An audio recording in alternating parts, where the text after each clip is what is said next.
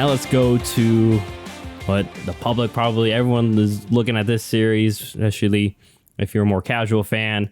And it is the sixth seeded Warriors. They survive against the Kings in 7, beating the Lakers, who dispatched of the young Memphis Grizzlies and Dylan Brooks. So this series not started as we're recording. It's going to start tonight. Steph versus LeBron. Everyone is bringing back all those finals flashbacks. Yeah, I'm sure everyone's already seen this coverage and the hype around this. So, John, who are you leaning with here between the series between Steph Curry and the Warriors and LeBron James and the LA Lakers? This series is really difficult for me to predict. Just to be straight up honest, I have no clue who wins this one. I feel like it's kind of a coin flip. I think my gut would tell me the Warriors, but I don't know. My gut told me the Grizzlies would beat the Lakers, and I was wrong on that one. So I have no clue. I think the matchup wise, these two teams are very interesting because the Lakers have the size, but I think the Warriors have the better personnel in terms of like Draymond guarding, LeBron. I think Looney, although he's not going to stop Anthony Davis, is, he's a solid defender and can match up with him. But then, I don't really know about who's going to guard Steph Curry on the Lakers. So then you got those kind of concerns. But at the same time, size, it sometimes is difficult to overcome. So like I said, I don't know who wins this. If I had to pick, I think I might go like Warriors in 7. Okay. Yeah, I'm going Warriors in 6. I'm a little more confident in them. I think, and not to discredit the Lakers beating the Grizzlies, they deserve to. But I just feel like Steph's just Steph is on one right now. And I think one of the reasons they did have issues with the Kings was the Kings could keep up with them offensively for the most part. I mean, didn't help that. And you mentioned, injuries, like who knows if maybe, I know he played through it, but who knows if a fully healthy De'Aaron Fox, what happens there in Game 7.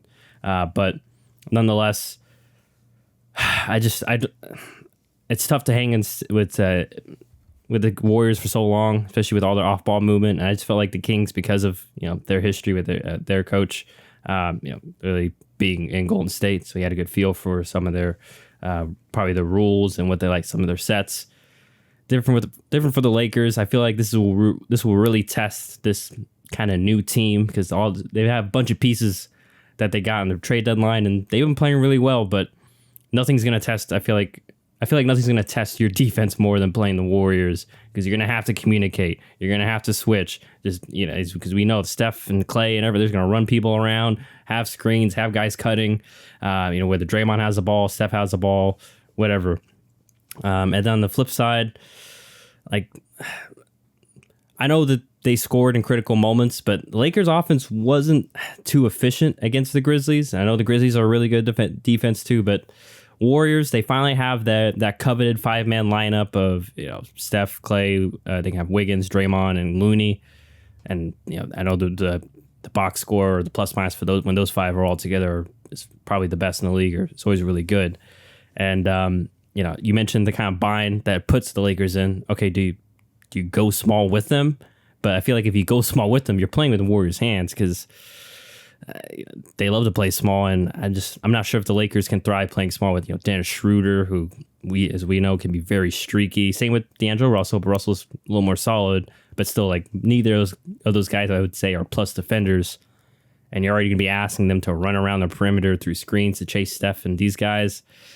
I'm just not sure if they'll have, if they'll be able to contribute as much offensively or as efficiently offensively. So yeah. That's why I'm more confident Warriors in 6, but nonetheless, I do think it will be a good series. It will be interesting to see the Anthony Davis, Kevon Looney. I'm expecting that to be a matchup because if the Lakers do want to win, I think that will be a key. Is maybe getting Looney in foul trouble, just find a way to get him off the floor, test the Warriors' depth because at the big man position, because I'm trying to think who really is their backup big man for the Warriors. For the Warriors, I mean, I guess they would just play Draymond at the 5, but still, it's like, okay, then who's going to They guard, still have LeBron? What's his face? Pulling up the Warriors now. It's JaMychal Green is technically listed as their backup center, but and he's okay, but he's like 6'9". He's relatively. I think they're just small. They would run Draymond at the small ball type lineup. That's probably what would happen. So, and it's just it's tough to throw JaMychal Green and hey, go guard AD. Right. That could be a potential issue. I could see like maybe a game or two going Lakers' way where LeBron goes off or Anthony Davis, like I said, is going or gets Looney in foul trouble, and then the Warriors are put in a tough bind. But I expect them to handle their business in 6. But I wouldn't be shocked if the Lakers win because I'm not going to count LeBron and AD as long as they're